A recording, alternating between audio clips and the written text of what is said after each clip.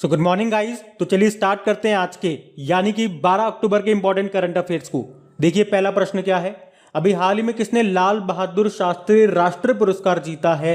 तो आंसर होगा डॉक्टर रणदीप गुलेरिया।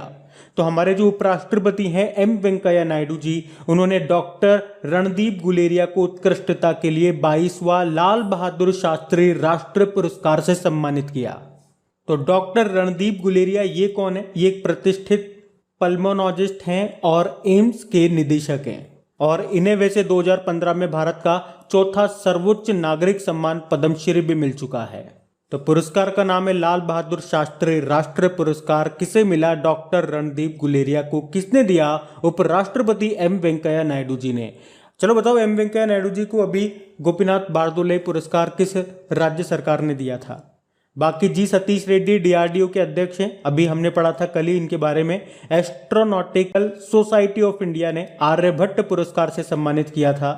बेन्यामिन की बात करेंगे, मलयालम लेखक हैं ये। अभी उन्हें उनकी बुक मंथली रिले 20 कम्युनिस्ट वर्षंगल के लिए 45वां Vayalar Rama Varma memorial literary award मिला था। और डॉक्टर अब्दुल कादिर खान, पाकिस्तान के परमाणु बम का जनक इन्हें माना जाता है, और अभी इनका निधन हो गया। वैसे लाल बहादुर शास्त्री जी के बारे में आप जानते हो, भारत के दूसरे नंबर के प्रधानमंत्री थे ये। याद रखो, इनके समाधि स्थल को क्या कहा जाता है? विजय घाट कहते हैं। और लाल बहादुर शास्त्री जी के नाम पे एक इंटरनेशनल एयरपोर्ट है जो आपको मिलेगा उत्तर प्रदेश में, और इनके नाम पे गन्ना किसान संस्थान भी है, वो आपको मिलेगा लखनऊ यूपी में। बढ़ते हैं आगे। फिर बताइए, अभी हाल ही में एक दिन के लिए भारत में ब्रिटिश उच्चायुक्त हाई कमिश्नर कौन बनी है? तो आंसर होगा अदिति माहेश्वरी। तो राजस्थान की हैं ये अदिति माहेश्वरी, और अभी ये एक दिन के लिए भारत में ब्रिटिश उच्चायुक्त बनी है। एक्चुअली में उन्होंने 11 अक्टूबर को अंतर्राष्ट्रीय बालिका दिवस मनाने के लिए 2017 से हर साल आयोजित उच्चायुक्त दिवस प्रतियोगिता को जीता है, इसीलिए उनको भारत में एक दिन का ब्रिटिश उच्चायुक्त बनाया गया। क्या नाम है? अदिति माहेश्वरी। बाकी सृष्टि गोस्वामी उत्तराखंड में एक दिन की मुख्यमंत्री बनी थी। अजंता नियोग असम की पहली महिला वित्त मंत्री फाइनेंस मिनिस्टर बनी। Dhriti Banerjee zoological survey of India की पहली महिला निदेशक बनी। चलो एक प्रश्न का जवाब दो, national council of applied economics research की पहली महिला महानिदेशक कौन बनी थी? तो याद रखना, पूनम गुप्ता बनी थी। और अगर मैं आपसे पूछूं वैसे कि भारत में ब्रिटिश उच्चायुक्त कौन है, तो एलेक्स एलिस हैं। और उल्टा पूछूंगा तो कि ब्रिटेन में भारतीय उच्चायुक्त हाई कमिश्नर कौन है, तो गायत्री कुमार है। ये नाम भी ध्यान रखना। बढ़ते हैं आगे। फिर बताइए, अभी हाल ही में आर्थिक विज्ञान में किसे नोबेल पुरस्कार 2021 के लिए चुना गया है? यानी कि अर्थशास्त्र का नोबेल पुरस्कार किसे मिला? तो 3 जने हैं, डेविड कार्ड, जोशुआ एंग्रिस्ट और गुइडो इम्बेंस। ये डेविड कार्ड कनाडाई मूल के हैं, और जोशुआ एंग्रिस्ट ये अमेरिकन है, और गुइडो इम्बेंस ये डच हैं। और इन्हें अनपेक्षित प्रयोगों या तथा कथित नेचुरल एक्सपेरिमेंट से निष्कर्ष निकालने पर काम करने के लिए मिलेगा ये 2021 का अर्थशास्त्र का नोबेल पुरस्कार। मैंने आपको कई बार बताया है, नोबेल पुरस्कार कितने क्षेत्रों में दिया जाता है? 6 क्षेत्रों में दिया जाता है। लेकिन जब इसकी शुरुआत हुई थी 1901 में, तब ये 5 क्षेत्रों में दिया जाता था। फिर 1969 से अर्थशास्त्र के क्षेत्र में भी दिया जाने लगा, इसीलिए आप कहते हो 6 क्षेत्रों में दिया जाता है। तो 1969 में पहली बार किसको मिला था? 2 जनों को मिला था। क्या नाम है उनका? रॉगनार फ्रिस्क और जॉन टिनबर्गेन। और पहले भारतीय कौन थे जिन्हें अर्थशास्त्र का नोबेल पुरस्कार मिला था? ये भी मैं आपको कई बार बता चुका हूं। 1998 में मिला था अमर्त्य सेन को। और अभी अमर्त्य सेन ने एक बुक भी लिखी है। चलो यही प्रश्न आपके लिए बन जाएगा, अभी उन्होंने कौन सी बुक लिखी है ये कमेंट बॉक्स में टाइप करके बताओ। बाकी अगर पीछे का आप रिवीजन करना चाहोगे तो केमिस्ट्री के फील्ड में किसको मिलेगा? बेंजामिन लिस्ट और डेविड WC मैकमिलन को। फिजिक्स में 3 जने हैं, सियुकुरो मानाबे, क्लाउस हैसलमैन और जियोर्गियो पारेसी। मेडिसिन में डेविस जूलियस और ऑर्टेम पेटापोटियान को। लिटरेचर यानी कि साहित्य में अब्दुल रज़क गुरनाह को। शांति का किसको मिलेगा? दामित्री मुराटोव और मारिया रेसा को। और अभी हमने अर्थशास्त्र का देख लिया। तो ये सारे आपको याद रखने हैं। बढ़ते आगे। फिर अगला प्रश्न है, अभी हाल ही में राजस्थान हाईकोर्ट के मुख्य न्यायाधीश के रूप में किसे नियुक्त किया गया? तो आंसर होगा अकील कुरैशी को। अच्छा, अब देखिए यहाँ पे आपकी फिर से करंट अफेयर्स बढ़ जाती है, क्योंकि अभी राष्ट्रपति रामनाथ कोविंद जी ने देश के 8 हाईकोर्ट में नए चीफ जस्टिस, नए मुख्य न्यायाधीशों की नियुक्ति को मंजूरी दे दी है। उसके अलावा देश के 4-5 हाईकोर्ट के चीफ जस्टिसों को ट्रांसफर कर दिया है। अब एक एक करके मैं आपको बताता जाता हूं, सुनते जाना। देखो, अभी तो हमने क्या पढ़ा, राजस्थान हाईकोर्ट में नए चीफ जस्टिस बन गए कौन? अकील कुरैशी। ये अकील कुरैशी अभी तक त्रिपुरा में थे, ध्यान से सुनना। त्रिपुरा के चीफ जस्टिस थे जो अब राजस्थान के चीफ जस्टिस बन जाएंगे। राजस्थान के अभी तक कौन थे? इंद्रजीत मोहंती। और ये कहाँ चले गए? इनको भेज दिया गया त्रिपुरा में, यानी कि त्रिपुरा के तो राजस्थान में और राजस्थान के त्रिपुरा में। ये क्लियर है। उसके बाद पकड़ो मेघालय को। मेघालय हाईकोर्ट के जो न्यायाधीश थे, जज थे, कौन? रंजीत वी मोरे। इन्हें मेघालय का चीफ जस्टिस बना दिया गया। मतलब मेघालय में ही है। मेघालय के जो जज थे रंजीत वी मोरे, ये मेघालय हाईकोर्ट के चीफ जस्टिस बन गए। ठीक है। और मेघालय हाईकोर्ट के चीफ जस्टिस कौन थे अभी तक? विश्वनाथ सोमादर। इन्हें सिक्किम हाईकोर्ट का चीफ जस्टिस बना दिया गया। उसके अलावा छत्तीसगढ़ हाईकोर्ट के जो चीफ जस्टिस थे कौन? प्रशांत कुमार मिश्रा। ये आंध्र प्रदेश में चले गए। मतलब आंध्र प्रदेश का जो अमरावती हाईकोर्ट है, देश का सबसे नवीनतम हाईकोर्ट, वहां चीफ जस्टिस बन गए हैं कौन? प्रशांत कुमार मिश्रा। और आंध्र प्रदेश हाईकोर्ट के चीफ जस्टिस कौन थे? ए.के. गोस्वामी। इन्हें छत्तीसगढ़ हाईकोर्ट का बना दिया गया। मतलब छत्तीसगढ़ वाले तो आंध्र प्रदेश चले गए और आंध्र प्रदेश वाले छत्तीसगढ़ आ गए। अब अगला देखो, मध्य प्रदेश हाईकोर्ट के जो जज हैं, क्या नाम है उनका? प्रकाश श्रीवास्तव। उन्हें कलकत्ता हाईकोर्ट का चीफ जस्टिस बना दिया गया। किसे? मध्य प्रदेश हाईकोर्ट के जज को। क्या नाम है? प्रकाश श्रीवास्तव। ये कलकत्ता हाईकोर्ट के चीफ जस्टिस बन गए। वैसे अभी तक कलकत्ता हाईकोर्ट के चीफ जस्टिस कौन थे? राजेश बिंदल थे। कौन थे? राजेश बिंदल। इन्हें इलाहाबाद हाईकोर्ट का चीफ जस्टिस बना दिया गया। और इलाहाबाद हाईकोर्ट के अभी तक चीफ जस्टिस कौन थे? ऋतुराज अवस्थी थे। कौन थे? ऋतुराज अवस्थी। इन्हें कर्नाटक हाईकोर्ट का चीफ जस्टिस बना दिया गया। और कर्नाटक हाईकोर्ट के चीफ जस्टिस अभी तक कौन थे? सतीश चंद्र शर्मा। कौन थे? सतीश चंद्र शर्मा। इन्हें तेलंगाना हाईकोर्ट का चीफ जस्टिस बना दिया गया। और यहीं से आप पकड़ लो, कर्नाटक हाईकोर्ट के न्यायाधीश जज थे, एक नाम है उनका अरविंद कुमार। कर्नाटक हाईकोर्ट के जज थे ये अरविंद कुमार। इन्हें गुजरात हाईकोर्ट का जस्टिस बना दिया गया। बिल्कुल चेंज, चलिए समझ में आ गया। मध्य प्रदेश हाईकोर्ट के जज से हम लोगों ने शुरू किया था। और मध्य प्रदेश हाईकोर्ट के चीफ जस्टिस कौन है? मोहम्मद रफीक हैं। कौन है? मोहम्मद रफीक। इन्हें भी भेज दिया गया। अभी कुछ दिन पहले तो बदले ही थे ये। तो अब मोहम्मद रफीक ये हिमाचल प्रदेश हाईकोर्ट के नए चीफ जस्टिस बन गए हैं। और हिमाचल प्रदेश हाईकोर्ट के चीफ जस्टिस कौन हुआ करते थे? आर.वी. मलिमथ हुआ करते थे। इन्हें मध्य प्रदेश हाईकोर्ट का चीफ जस्टिस बना दिया गया। यानी कि यहाँ पे भी स्विच हो गए, यानी कि मध्य प्रदेश वाले तो हिमाचल प्रदेश में और हिमाचल प्रदेश वाले मध्य प्रदेश में चले गए। तो जिस तरह से, जिस फॉर्मेट में मैंने आपको बताने की कोशिश की है, इसको कॉपी पे नोट करना, 2-4 बार इसको लिख लिख के याद करना, तभी आपको ये याद होएगा। इसको हल्के में मत लेना। और मैं एक काम करूंगा, इनकी क्विज बना करके आपकी क्रैक एग्जाम एप्लीकेशन पे अपलोड भी करवा दूंगा, ताकि वहां जाकर के आप इसकी 5-7 बार अच्छे से प्रैक्टिस कर लेना, ताकि आपके ये ध्यान में आ जाए। और रिवाइज करते रहना तो आपको ये याद हो जाएगी। और अगर बात आई है क्विज की, तो मैं आपको बता दूं कि डिफेंस एक्सरसाइज की क्विज अपलोड होना शुरू हो गई है। उससे पहले जीआई टेक की क्विज अपलोड कर दी गई है। उससे पहले भारत में जितने भी पहली बार पार्क वगैरह आपने पढ़े होंगे, जैसे कि पॉलिनेटर पार्क वगैरह, सैंड ड्यून पार्क वगैरह, उसकी क्विज अपलोड हो गई है। उससे पहले भारत में जो भी पहली बार हुआ है उसकी क्विज अपलोड हो गई है। तो काफ़ी नई नई क्विजें अपलोड हो रही है। करंट अफेयर्स की तो डेली क्विज अपलोड होती ही है। तो वहाँ जाओ, प्रैक्टिस करो, अच्छे से अपनी स्पीड बनाओ। अगर कहीं गलती है तो वो सुधार करो। उसमें चीज़ें तो आपको डेली नई मिलेगी। रिवीजन करते रहो, रिवीजन इंपॉर्टेंट है। कितना आप रिवीजन कर रहे हो, कितनी चीज़ें आपको याद है, वो ज़्यादा इंपॉर्टेंट है। तो अगर एप्लीकेशन अभी तक आपने इंस्टॉल नहीं की है तो लिंक आपको नीचे डिस्क्रिप्शन में मिल जाएगा।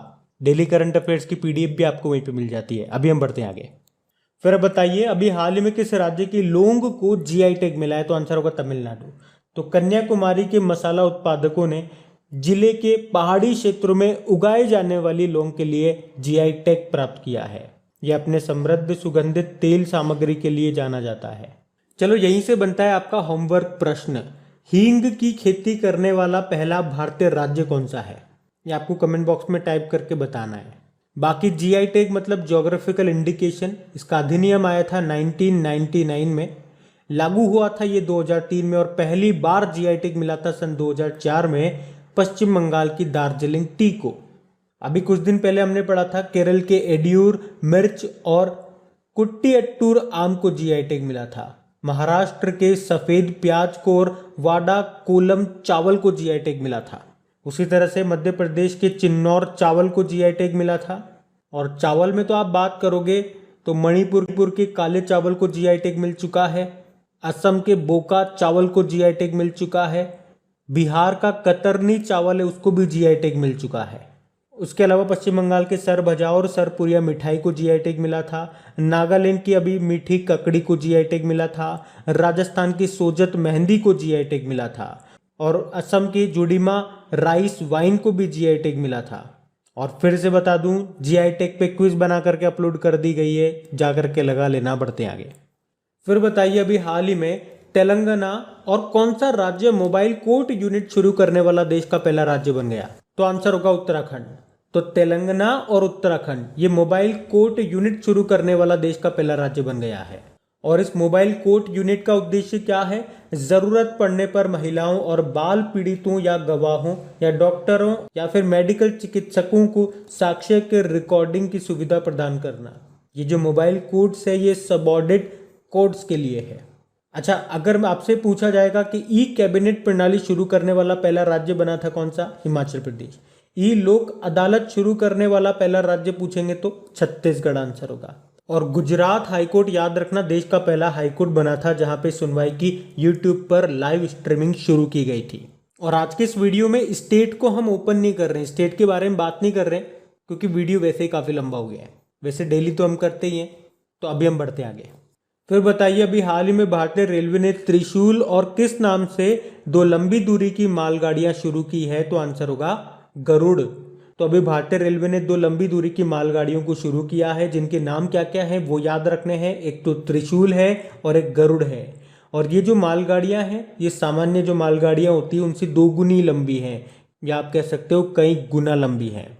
ये जो त्रिशूल है ये दक्षिण मध्य रेलवे की पहली लंबी दूरी की ट्रेन है, जिसमें 3 मालगाड़ियां यानी कि 177 वैगन शामिल हैं। और इसी तरह से आपको याद होगा रेलवे ने देश की सबसे लंबी ट्रेन चलाई थी जिसका नाम था वासुकी।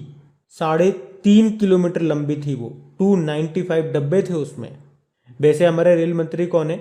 अश्विनी वैष्णव है। और स्वतंत्र भारत के पहले रेल मंत्री कौन थे? जॉन मथाई थे। और रेलवे बोर्ड के सीईओ कौन है? सुनीत शर्मा है। पहले सीईओ कौन थे? विनोद कुमार यादव थे। बढ़ते आगे। फिर बताइए अभी हाल ही में Turkey grand prix formula 1 race 2021 को किसने जीता? तो आंसर होगा वोल्टेरी बोटास ने। वोल्टेरी बोटास ये कहां से हैं? ये फिनलैंड से हैं। मर्सिडीज के ड्राइवर हैं ये। अभी इन्होंने Turkey grand prix formula 1 race 2021 को जीत लिया। याद रखना इस साल की ये इनकी पहली जीत है, तो इनका तो नाम याद रखना आप। सेकंड नंबर पे मैक्स वर्स्टपन रहे, आप जानते हो नीदरलैंड से हैं, रेड बुल के ड्राइवर हैं। थर्ड नंबर पे सर्जियो पेरेज रहे जो कि मैक्सिको से हैं और रेड बुल के ड्राइवर हैं। जो आपके फेवरेट हैं जो हमेशा जीतते हैं लुइस हैमिल्टन, वो 5वें नंबर पे रहे। और जितनी भी इस साल ये फार्मूला 1 रेसेस हुई है उसकी क्विज भी आपको क्रैक एग्जाम एप्लीकेशन पे मिल जाएगी। बढ़ते हैं आगे। फिर बताइए अभी हाल ही में अंतर्राष्ट्रीय बालिका दिवस कब मनाया गया? तो आंसर होगा 11 अक्टूबर को। हर साल 11 अक्टूबर को international day of girl child के रूप में मनाया जाता है। तो इस दिन को अंतर्राष्ट्रीय स्तर पर शिक्षा, पोषण, बाल विवाह, कानूनी और चिकित्सा अधिकारों के आसपास लड़कियों के सामने आने वाले मुद्दों के बारे में जागरूकता बढ़ाने के लिए मनाया जाता है। थीम क्या है इस बार की? डिजिटल जनरेशन अवर जनरेशन, डिजिटल पीढ़ी हमारी पीढ़ी। एक राष्ट्रीय बालिका दिवस भी होता है जो 24 जनवरी को मनाते हैं। और इसके अलावा याद रखना राष्ट्रीय महिला दिवस मनाया जाता है 13 फरवरी को, और अंतर्राष्ट्रीय महिला दिवस 8 मार्च को मनाते हैं। ये भी ध्यान रखना, ये भी इंपॉर्टेंट है। बढ़ते हैं आगे। फिर बताइए अभी हाल ही में किस बैंक ने 6S अभियान शुरू किया? तो आंसर होगा पंजाब नेशनल बैंक। तो पंजाब नेशनल बैंक ने त्योहारी सीजन के दौरान रियायती दर पर वित्तीय सेवाओं का विस्तार करने के लिए एक ग्राहक आउटरीच कार्यक्रम के तहत 6S अभियान को शुरू किया है। उद्देश्य क्या है? देश में वित्तीय सेवाओं के विकास के लिए एक विशेष जागरूकता अभियान चलाना। पंजाब नेशनल बैंक, इसकी स्थापना होती है 1894 में लाहौर पाकिस्तान में। वर्तमान में हेडक्वार्टर नई दिल्ली में है। MD CEO SS Mallikarjun Rao हैं। बाकी HDFC बैंक, अभी इसने दुकानदार ड्राफ्ट योजना शुरू की थी। फेडरल बैंक फेडी नाम से एक artificial intelligence based virtual assistant launch किया था। एक्सिस बैंक वियर एंड पे कॉन्टैक्टलेस पेमेंट वियरेबल डिवाइस को लॉन्च किया था। तो ये भी ध्यान रखना, बढ़ते आगे। अच्छा बताइए अभी हाल ही में केंद्र सरकार ने त्योहारों के दौरान कोविड पर अंकुश लगाने के लिए कौन सा मिशन शुरू किया? Mission 100 days. तो अभी केंद्र सरकार ने त्योहार के सीजन के दौरान कोविड-19 संक्रमण के प्रसार को नियंत्रित करने के लिए मिशन 100 डेज नाम से एक अभियान शुरू किया। केंद्र ने राज्यों को अगले 100 दिन के दौरान अतिरिक्त सतर्क रहने और कोविड के लिए उपयुक्त व्यवहार सुनिश्चित करने के लिए कहा है। तो क्या है ये मिशन 100 डेज, आपको याद रखना है। बढ़ते आगे। फिर बताइए अभी हाल ही में किसने 15वें एशियाई फिल्म पुरस्कारों में द डिसाइपल के लिए बेस्ट स्क्रीन प्ले अवार्ड जीता? तो आंसर होगा चैतन्य तम्हाणे। तो अभी निर्देशक हैं ये चैतन्य तम्हाणे। इन्होंने 15वें एशियाई फिल्म पुरस्कारों में अपनी मराठी भाषा की फिल्म द डिसाइपल के लिए बेस्ट स्क्रीन प्ले अवार्ड जीता। जबकि 2021 के इस 15वें एशियन फिल्म फेस्टिवल में बेस्ट फिल्म का अवार्ड मिला था वॉइस ऑफ अ स्पाई को। इससे पहले 67वें नंबर के नेशनल फिल्म अवार्ड्स की घोषणा हुई थी, उसमें बेस्ट हिंदी फिल्म रही थी छिछोरे। बेस्ट एक्टर चुने गए थे मनोज बाजपेयी भोंसले मूवी के लिए और धनुष असुरन के लिए, और बेस्ट एक्ट्रेस थी कंगना रनौत मणिकर्णिका और पंगा मूवी के लिए। तो अब बात करेंगे कल के वीडियो में पूछे गए प्रश्न के उत्तर की। तो कल के वीडियो में आपसे पूछा था विश्व प्रवासी पक्षी दिवस कब मनाया गया? साल में 2 बार मनाते हैं, मई और अक्टूबर के दूसरे शनिवार को। तो 8 मई और 9 अक्टूबर को हमने मनाया। आप सभी ने प्रश्न का बिल्कुल सही उत्तर दिया है। और गाइस सेशन अच्छा लगा हो तो लाइक करके दोस्तों के साथ में शेयर जरूर कर देना। जो भी व्हाट्सएप ग्रुप हो, जो भी स्टडी ग्रुप हो गया, वहां पे इस वीडियो के लिंक को एक बार शेयर जरूर कर देना। और हाँ, अगर आप में से कोई इस वीडियो को वेरी फर्स्ट टाइम देख रहा है तो आपको साथ में बता दूं, इन वीडियोस के अलावा आपके डेली करंट अफेयर्स के लिए या करंट अफेयर्स में जो भी बर्निंग इश्यूज रहते हैं या कोई स्पेशल टॉपिक रहता है तो उस पर ऑडियो में तैयार करता हूं। तो वो ऑडियो आप जरूर सुना करें। ऑडियो कहाँ मिलेगा? उसका लिंक आपको नीचे डिस्क्रिप्शन में मिल जाएगा, ऑडियो रिवीजन करके। तो जैसे उस लिंक पे आप क्लिक करेंगे मेरी ऑडियो प्रोफाइल खुल जाएगी, वहां पे फॉलो का बटन आएगा, उस पर प्रेस करके पास में बेल आइकन को क्लिक कर लेना, ताकि जब भी ऑडियोज अपलोड हो उसका नोटिफिकेशन आपको मिल सके। वो ऑडियो बहुत इंपॉर्टेंट है, उन्हें सुना जरूर करें। Thank you guys.